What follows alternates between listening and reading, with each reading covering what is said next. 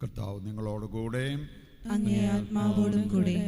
വിശുദ്ധ ലൂക്ക അറിയിച്ച പരിശുദ്ധ സുവിശേഷത്തിൽ നിന്ന്.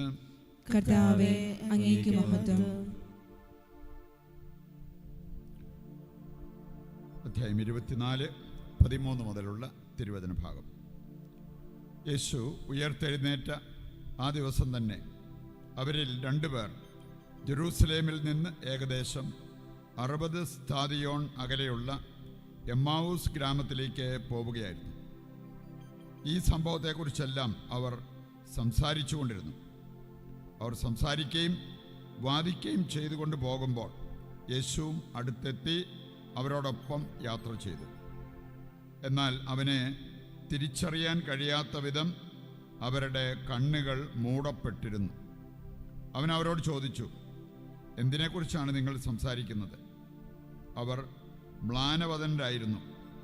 അവരിൽ ക്ലെയോപ്പാസ് എന്നു പേരുള്ളവൻ അവനോട് ചോദിച്ചു, ഈ ദിവസങ്ങളിൽ ജെറൂസലേമിൽ നടന്ന സംഭവമൊന്നും അറിയാത്ത അപരിചിതനാണോ നീ?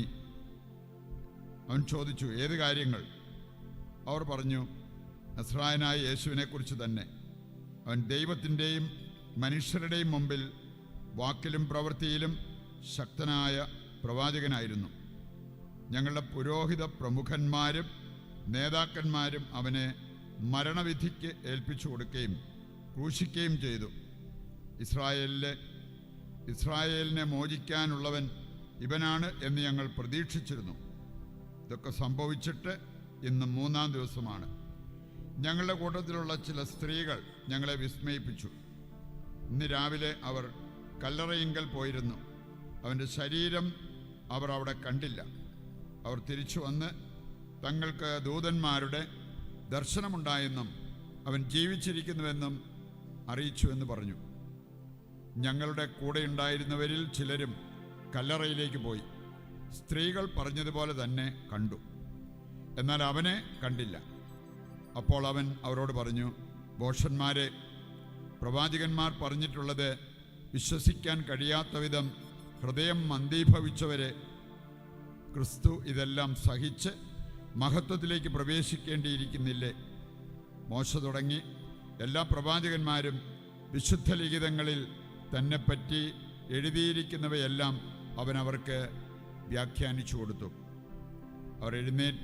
അവർ എത്തേണ്ടിയിരുന്ന ഗ്രാമത്തോടടുത്തു. അവനാകട്ടെ യാത്ര തുടരുകയാണെന്ന് ഭാവിച്ചു. അവർ അവനെ നിർബന്ധിച്ചുകൊണ്ട് പറഞ്ഞു, ഞങ്ങളോടുകൂടെ താമസിക്കുക, നേരം വൈകുന്നു, പകൽ അസ്തമിക്കാറായി. അവൻ അവരോട് കൂടെ താമസിക്കാൻ കയറി. അവരോടൊപ്പം ഭക്ഷണത്തിനിരുന്നപ്പോൾ അവൻ അപ്പമെടുത്ത് ആശീർവദിച്ച് മുറിച്ച് അവർക്ക് കൊടുത്തു. അപ്പോൾ അവരുടെ കണ്ണ് തുറക്കപ്പെട്ടു. അവർ അവനെ തിരിച്ചറിഞ്ഞു. പക്ഷെ അവൻ അവരുടെ മുമ്പിൽ നിന്ന് അപ്രത്യക്ഷനായി. അവർ പരസ്പരം പറഞ്ഞു, വഴിയിൽ വെച്ച് അവൻ വിശുദ്ധ ലിഖിതം വിശദീകരിച്ചുകൊണ്ട് നമ്മോട് സംസാരിച്ചപ്പോൾ നമ്മുടെ ഹൃദയം ജ്വലിച്ചിരുന്നില്ലേ? അവർ അപ്പോൾ തന്നെ എഴുന്നേറ്റ് ജെറൂസലേമിലേക്ക് തിരിച്ചുപോയി. അവിടെ കൂടിയിരുന്ന 11 പേരെയും അവരോടൊപ്പം ഉണ്ടായിരുന്നവരെയും കണ്ടു. കർത്താവ് സത്യമായും ഉയർത്തെഴുന്നേറ്റ് ശിമിയോന് പ്രത്യക്ഷപ്പെട്ടു എന്നവർ പറഞ്ഞുകൊണ്ടിരിക്കുകയായിരുന്നു. വഴിയിൽ വെച്ച് സംഭവിച്ചതും അപ്പം മുറിക്കുമ്പോൾ തങ്ങൾ അവനെ തിരിച്ചറിഞ്ഞതും അവർ വിവരിച്ചു. കർത്താവിൻ്റെ സുവിശേഷം. ക്രിസ്തുവേ, അങ്ങേക്ക് സ്തുതി.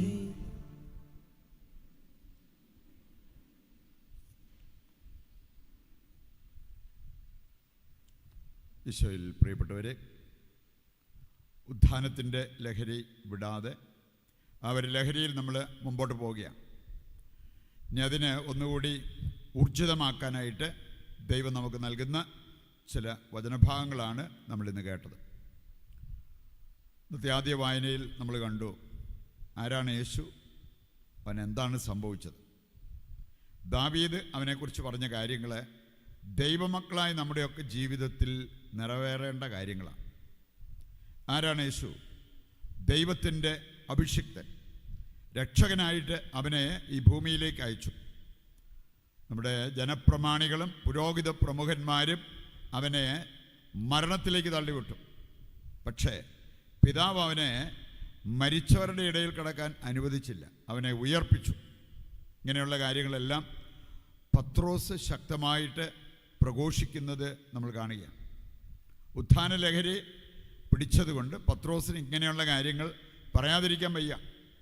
അവന് ഡോക്ടറേറ്റ് എടുത്തുകൊണ്ടൊന്നുമല്ല, ശരിക്കും ഉദ്ധിതനായ കർത്താവിൻ്റെ അഭിഷേകം അവൻ പ്രാപിച്ചത് കൊണ്ടാണ് ഇപ്രകാരം പ്രസംഗിക്കാൻ പറ്റിയത് എന്നുള്ളത് നമുക്ക് മനസ്സിലാക്കാൻ ഒരുപാട് ബുദ്ധിമുട്ടേണ്ടതില്ല.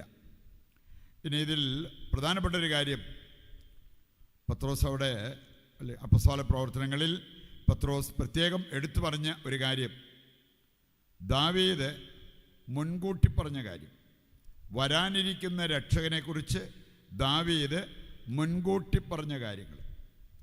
ആ കാര്യങ്ങൾ ശരിക്കും പറഞ്ഞാൽ ഈ രക്ഷകൻ വന്നു, നമ്മൾ ആ രക്ഷകനെ ഹൃദയത്തിലേക്ക് ഏറ്റെടുത്തവരാണ്.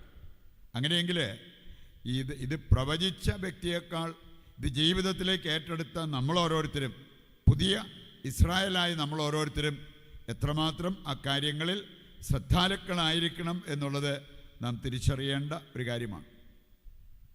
ഏതാനും ചില കാര്യങ്ങൾ, 4 കാര്യങ്ങൾ പ്രത്യേകമായിട്ട് ദാവീദ് പ്രവചിച്ചതുമായി ബന്ധപ്പെട്ട 4 കാര്യങ്ങൾ നമുക്ക് കാണാൻ പറ്റും.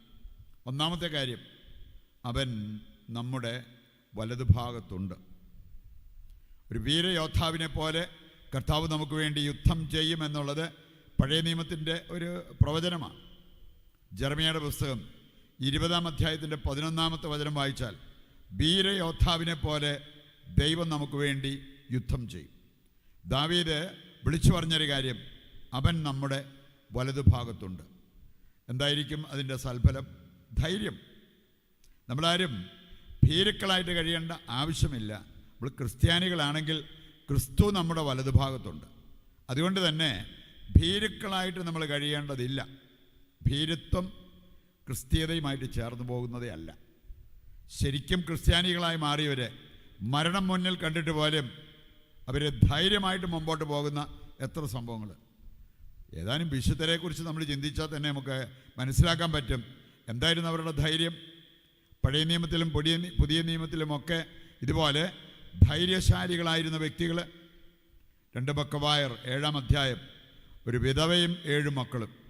എത്ര ധൈര്യത്തോടെയാണ് അവർ വിശ്വാസം കാത്തു സൂക്ഷിച്ചത്. ഇതുപോലെ തന്നെ പുതിയ നിയമത്തിൽ നമ്മൾ കാണുന്ന പല വ്യക്തികളെയും കാണാൻ സാധിക്കും. പുതിയ നിയമത്തിലെ കുടുംബങ്ങൾ എന്ന് പറയാവുന്ന പല കുടുംബങ്ങൾ, ആ കുടുംബങ്ങളിലൊക്കെ സംഭവിച്ചെന്താ? കുടുംബാംഗങ്ങൾ ഒരുപോലെ ദൈവത്തിന് വേണ്ടി നിലകൊണ്ടു, വിശ്വാസത്തിന് വേണ്ടി വില കൊടുക്കാൻ തയ്യാറായി. ഇനി അങ്ങനെയുള്ള കാര്യങ്ങളെല്ലാം നമ്മുടെയും ജീവിതത്തിൽ നിറവേറാവുന്നതേ ഉള്ളൂ എന്നുള്ള ആ ഒരു കാര്യം നമ്മൾ മനസ്സിലാക്കി മുമ്പോട്ട് പോകേണ്ടവരാണ്. രണ്ടാമതൊരു കാര്യം, ദാവീദ് പറഞ്ഞൊരു കാര്യം, അവൻ സന്തോഷിച്ചു. ഇന്ന് കാര്യം പഴയതിനേക്കാളൊക്കെ ഭക്ഷണസുഖം, ജീവിത സൗകര്യങ്ങൾ, നല്ല ചൂടാണേലും മിക്കവാറും വീടുകളിലൊക്കെ AC ആയി അങ്ങനെയുള്ള സൗകര്യങ്ങളൊക്കെ വർദ്ധിച്ചിട്ടുണ്ട്. പക്ഷേ സന്തോഷം അതനുസരിച്ച് വർദ്ധിച്ചിട്ടുണ്ടോ എന്നുള്ളത് നാം ചിന്തിക്കുന്നത് നല്ലതാണ്. ഇവിടെ ദാവീദ് പറഞ്ഞൊരു കാര്യം, ഞാൻ സന്തോഷിക്കും, കാരണം ദൈവം, എൻ്റെ സന്തോഷത്തിൻ്റെ കാരണം ദൈവം. ഹബക്കൂക്ക് പ്രവാചകൻ 3-ാം അധ്യായം 17-ാമത്തെ വചനം വായിക്കുമ്പോൾ അവിടെ പറഞ്ഞിട്ടുണ്ട്, എൻ്റെ സന്തോഷത്തിൻ്റെ കാരണം ദൈവമാണ്. അതുകൊണ്ട് അത്തിവൃക്ഷം പൂക്കുവോ പൂക്കാതിരിക്കുകയോ ചെയ്യട്ടെ, എൻ്റെ രോഗം മാറുവോ മാറാതിരിക്കുകയോ ചെയ്യട്ടെ, ഞാൻ സന്തോഷിക്കും. കാരണം എൻ്റെ സന്തോഷത്തിന് കാരണം, നിദാനം എന്ന് പറയുന്നത് ദൈവം തന്നെയാണ്. ഇതാണ് ഓരോ ക്രിസ്ത്യാനിയും അവരുടെ ഹൃദയത്തിൽ സൂക്ഷിക്കേണ്ടത് എന്നുള്ളത് കർത്താവിൻ്റെ വചനം നമ്മെ ഓർമ്മിപ്പിക്കുന്നുണ്ട്. മൂന്നാമതൊരു കാര്യം ദാവീദ് പറഞ്ഞു, ഞാൻ സ്തോത്രമാലപിക്കും. നമ്മളിൽ എത്ര പേരുടെ ജീവിതം ഒരു കീർത്തനമായി മാറിയിട്ടുണ്ട്? നമുക്കാണെങ്കിൽ സാധിക്കും പഴയ നിയമത്തിലും പുതിയ നിയമത്തിലും എല്ലാം കീർത്തനങ്ങൾ. മോശയുടെ കീർത്തനം, മറിയത്തിൻ്റെ കീർത്തനം, എലിസബത്തിൻ്റെ കീർത്തനം, അങ്ങനെ ഇഷ്ടം പോലെ കീർത്തനങ്ങൾ നമുക്ക് കാണാൻ പറ്റും. എന്താ അതിൻ്റെ സന്ദേശം? അവരൊക്കെ അവരുടെ ജീവിതം കീർത്തനമാക്കി മാറ്റി, ദൈവസ്തുതിയാക്കി മാറ്റി.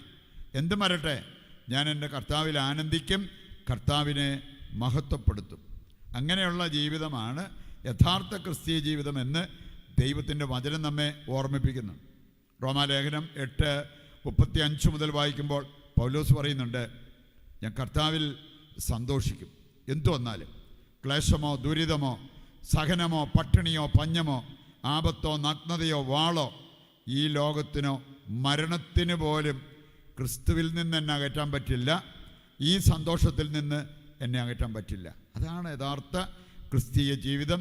അതാണ് യഥാർത്ഥ അഭിഷേകം എന്നുള്ളത് നാം മനസ്സിലാക്കിയിരിക്കേണ്ട ഒരു കാര്യമാണ്. നാലാമതൊരു കാര്യം കൂടി നമ്മൾ കാണുന്നു. ഇതെല്ലാം നമ്മൾ ബോധ്യപ്പെട്ടിരിക്കുന്നവരാണെങ്കിൽ നമുക്കുണ്ടാകുന്നൊരു കാര്യമാണ് പ്രത്യാശ. ഞാൻ പ്രത്യാശയിൽ എൻ്റെ ജീവിതം തുടരും. ദാവീദ് പറഞ്ഞൊരു കാര്യം. കാരണം എന്താ? വരാനിരിക്കുന്ന രക്ഷകൻ, അവനെ മുൻകൂട്ടി കണ്ടുകൊണ്ട് പറയുകയാണ്, അവനിൽ വിശ്വാസം അർപ്പിച്ചാൽ പ്രത്യാശ നഷ്ടപ്പെടത്തില്ല. നമ്മൾ ശരിക്കും ദൈവത്തിൽ വിശ്വസിക്കുന്നവരും വിശ്വസിച്ച് പ്രാർത്ഥിക്കുന്നവരുമാണെങ്കിൽ പ്രത്യാശ നമ്മുടെ മുഖമുദ്രയായി മാറും. അങ്ങനെയുള്ളവർക്ക് എങ്ങനെ നിരാശപ്പെടാൻ പറ്റും? ഇതെല്ലാം ഉണ്ടായിട്ടും ഇന്ന് നിരാശപ്പെടുന്നത് എത്ര എളുപ്പത്തിലാണ് പലരും. നിരാശപ്പെട്ടവരുടെ എണ്ണമാണോ ഈ പ്രത്യാശ, അത് പ്രതികൂല സാഹചര്യത്തിലും ആ പ്രത്യാശ കൈവിടാതെ ജീവിക്കുന്നവരുടെ എണ്ണമാണോ ഉയർന്നു നിൽക്കുന്നത്? അത് നമ്മൾ ചിന്തിക്കേണ്ട കാര്യമാണ്. എത്ര എളുപ്പത്തിലാണ് നമ്മുടെയൊക്കെ സ്വസ്ഥത നഷ്ടപ്പെടുക. അതുപോലെ തന്നെ ഈ ദൈവാശ്രയത്വം നഷ്ടപ്പെടുക. എന്നിട്ട് ദൈവത്തിൽ ശരണപ്പെടുന്നതിനേക്കാൾ ശരണക്കേടാണ് ഇന്ന് പലരും പ്രകടമാക്കുന്നത് എന്ന് നമുക്ക് മനസ്സിലാക്കാൻ പറ്റും. ഇതൊക്കെ യേശുവിനോടൊപ്പം നമ്മൾ ഉത്ഥാനം ചെയ്യാത്തതിൻ്റെ സൂചനകളല്ലേ? ഉത്ഥാനം ചെയ്താൽ നമ്മുടെ ജീവിതത്തിൽ ഉണ്ടാകാവുന്ന കാര്യങ്ങളാണ് ദാവീദ് വിളിച്ചു പറഞ്ഞ ഈ കാര്യങ്ങളൊക്കെ. അപ്പോൾ ആ ഒരു ബോധ്യത്തോടു കൂടി ജീവിക്കുവാൻ നമുക്ക് സാധിക്കണം. ഇന്നത്തെ 2ാം വായനയിൽ നമ്മൾ കേട്ടൊരു കാര്യം, നിൻ്റെ പ്രവൃത്തിക്കനുസരിച്ച് നീ വിധിക്കപ്പെടും. ഒബാദിയ 1:15 വായിച്ചാൽ നിൻ്റെ പ്രവൃത്തികൾ നിൻ്റെ തന്നെ തലേ വന്ന് വീഴും എന്ന് പറഞ്ഞാൽ, ഞാൻ നല്ലത് ചെയ്താൽ അതിൻ്റേതായ അനുഗ്രഹം എനിക്കുണ്ടാവും, തിന്മ പ്രവർത്തിച്ചാൽ അതിൻ്റേതായിട്ടുള്ള ദുരിതം ഞാൻ അനുഭവിക്കേണ്ടി വരും. വ്യക്തമായിട്ട് പൗലോസ്ലീഹ നമ്മെ ഓർമ്മിപ്പിക്കുന്ന ഒരു കാര്യമാണ്.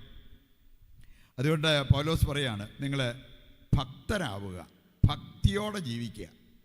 ശരിക്കും ദൈവഭക്തി എന്താ? സുഭാഷിതങ്ങൾ 8:13 വായിച്ചാൽ അവിടെ പറഞ്ഞിട്ടുണ്ട്, ദൈവഭക്തി എന്ന് പറഞ്ഞാൽ തിന്മയെ വെറുക്കുന്നതാണ്. തിന്മയെ വെറുക്കാതെ കൈകൂപ്പി കുനിഞ്ഞ് നടന്നാൽ ഭക്തിയൊന്നും ആകത്തില്ല.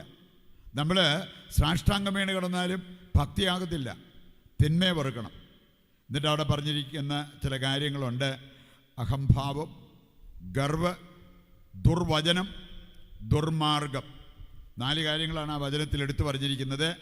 ഈ തിന്മകൾ വെറുക്കുന്നവരാണ് യഥാർത്ഥ ഭക്തർ. അങ്ങനെയുള്ളവർ കൈ കൂപ്പിയില്ലേലും കുഴപ്പമൊന്നുമില്ല. കാരണം കർത്താവ് നോക്കുന്നത് ബാഹ്യഭാവത്തിലേക്കല്ല, ഹൃദയത്തിലേക്കാണ്. നമ്മുടെ ഹൃദയഭാവം, അതാണ് കർത്താവ് നോക്കുക. അതുകൊണ്ട് കർത്താവ് ഉള്ളറിയുമ്പോൾ ഉള്ളു ശുദ്ധമായിരിക്കണം. പാപമില്ലാത്ത ഒരു ഉള്ള് നമുക്കുണ്ടാകണം എന്നുള്ളത് ദൈവവചനം നമ്മെ ഓർമ്മിപ്പിക്കുക. മറ്റൊരു കാര്യം, നിങ്ങൾ യേശുവിൻ്റെ രക്തത്താൽ വീണ്ടെടുക്കപ്പെട്ടവരാണെന്ന് പൗലോസ്ലീഹ നമ്മെ ഓർമ്മിപ്പിക്കുന്നു. നമ്മൾ വിലയുള്ളവരാണ്. ഒരിക്കലും നമ്മൾ എനിക്കെന്ത് വില, എനിക്കെന്ത് പ്രാധാന്യം അങ്ങനെ ചിന്തിക്കരുത്. കാരണം നമ്മളെല്ലാവരും ഒരുപോലെ യേശുവിൻ്റെ രക്തത്താൽ വിലയ്ക്ക് വാങ്ങപ്പെട്ടവരാണ്. നമ്മൾ ശുദ്ധീകരിക്കപ്പെട്ടിരിക്കുന്നത് മൃഗത്തിൻ്റെ ആ ഒരു രക്തം കൊണ്ടല്ല, യഥാർത്ഥ കുഞ്ഞാടായ കറയറ്റ ആ ഒരു കുഞ്ഞാടിൻ്റെ കറയറ്റ രക്തം കൊണ്ടാണ് നാം ശുദ്ധീകരിക്കപ്പെട്ടിരിക്കുന്നത് എന്ന് വചനം നമ്മെ ഓർമ്മിപ്പിക്കുന്ന ഒരു കാര്യമാണ്. അപ്പം അതുകൊണ്ട് പൗലോസ്ലീഹ പറയാണ്, നിങ്ങളുടെ വിശ്വാസവും നിങ്ങളുടെ പ്രത്യാശയും ദൈവത്തിലായിരിക്കട്ടെ, ബാങ്ക് ബാലൻസിലല്ല, അല്ലെങ്കിൽ പിടിപാടുള്ള ചില വ്യക്തികളിലല്ല ഉള്ള പ്രത്യാശ അർപ്പിക്കേണ്ടത്. ഒക്കെ എപ്പം വേണേലും നമുക്ക് നഷ്ടപ്പെടാം. നിങ്ങളുടെ വിശ്വാസവും നിങ്ങളുടെ പ്രത്യാശയും ദൈവത്തിലായിരിക്കട്ടെ എന്ന് കർത്താവിൻ്റെ വചനം നമ്മെ ഓർമ്മിപ്പിക്കുക. അവസാനമായിട്ട് ഇന്നത്തെ സുവിശേഷ ഭാഗം നമ്മൾ കേട്ടു, എമ്മാവൂസ് സംഭവം. ശിഷ്യന്മാർ അവരിങ്ങനെ യാത്ര ചെയ്തു പോവുകയാണ് ഇസ്രായേലിൽ നിന്ന് എമ്മാവൂസിലേക്ക്. പോയതെങ്ങനെയാണ്? നിരാശരായിട്ട്. അവരുടെ പ്രതീക്ഷകളെല്ലാം നഷ്ടപ്പെട്ട അവസ്ഥയിൽ അവർ പോവുകയാണ്. പോകുന്ന സമയത്ത് ആരോ അവരുടെ കൂടെ വന്ന് കൂടെ നടക്കുന്നു, ചോദ്യങ്ങൾ ചോദിക്കുന്നു, സംസാരിക്കുന്നു. അപ്പോൾ ഇവരുടെ ഹൃദയങ്ങൾ ജ്വലിക്കുന്ന അനുഭവം അവർക്കുണ്ടായി. നമ്മൾ ഈ പറഞ്ഞു കേട്ട പത്രോസ് പ്രഘോഷിച്ച കാര്യങ്ങളൊക്കെയാണ് അവരുടെ ഡിസ്കഷനിലും വന്നത്. ശരിക്കും ഈ വചനഭാഗം ധ്യാനിച്ചാൽ നമുക്ക് മനസ്സിലാക്കാൻ പറ്റും, എത്ര മോശമായ അവസ്ഥയിലൂടെ നമ്മൾ കടന്നു പോകുമ്പോഴും കർത്താവ് നമ്മുടെ കൂടെ ഉണ്ടാവും. കർത്താവ് നമ്മളെ കൈവിടത്തില്ല. അതാ യെശയ്യാ 30:20 മുതൽ വായിക്കുമ്പോൾ, കഷ്ടതയുടെ അപ്പവും ക്ലേശത്തിൻ്റെ ജലവും നിനക്ക് ലഭിച്ചാലും കർത്താവ് നിൻ്റെ കൂടെ ഉണ്ടാവും. ദൈവത്തെ നിനക്ക് കാണാൻ പറ്റും, ദൈവത്തെ നിനക്ക് കേൾക്കാൻ പറ്റും. ഈ ഒരു ബോധ്യമുള്ളവർ സഹനം അതിങ്ങനെ ഓർത്ത് നിരാശപ്പെടുവോ ഭയപ്പെടുവോ അങ്ങനെയുള്ള എന്തെങ്കിലും അവസ്ഥ ഉണ്ടാകത്തില്ല. കർത്താവ് കൂടെയുണ്ട്. എടുക്കാൻ പറ്റാത്ത ഒന്നും കർത്താവ് എന്നെ ഏൽപ്പിക്കില്ല എന്നുള്ള ആ ഒരു പ്രത്യാശയായിരിക്കും അവരെ ഭരിക്കുക. ഇനി ഇങ്ങനെ ഒരു അനുഭവം ഉണ്ടായപ്പോൾ അവർ ചെയ്തൊരു കാര്യം, തിരിച്ചുപോയി. എവിടെ നിന്ന് അവർ വിട്ടുപോന്നോ അവിടേക്ക് അവർ തിരിച്ചുപോയി. നമ്മൾ ശരിക്കും ദൈവത്തെ കണ്ടുമുട്ടിയാൽ നമ്മൾ ചെയ്യാൻ പോകുന്നൊരു കാര്യം, നമ്മുടെ ആ ഒരു ഒറിജിനൽ ഗ്രേസ്, ശരിക്കുള്ള നമ്മുടെ ആ കൃപയുടെ ജീവിതം, അതിലേക്ക് നമ്മൾ തിരിച്ചു പോകും. പാപം മൂലം അതിൽ നിന്ന് അകന്നു പോയെങ്കിൽ ഉദ്ധിതനായ കർത്താവിനെ കണ്ടുമുട്ടിയാൽ, ഉത്ഥാന ലഹരി ജീവിതത്തിലേക്ക് വന്നാൽ നമ്മൾ തിരിച്ച് നമ്മുടെ കൃപയിലുള്ള ജീവിതത്തിലേക്ക് പോകും എന്നുള്ളതിൻ്റെ ഒരു സൂചനയാണ്.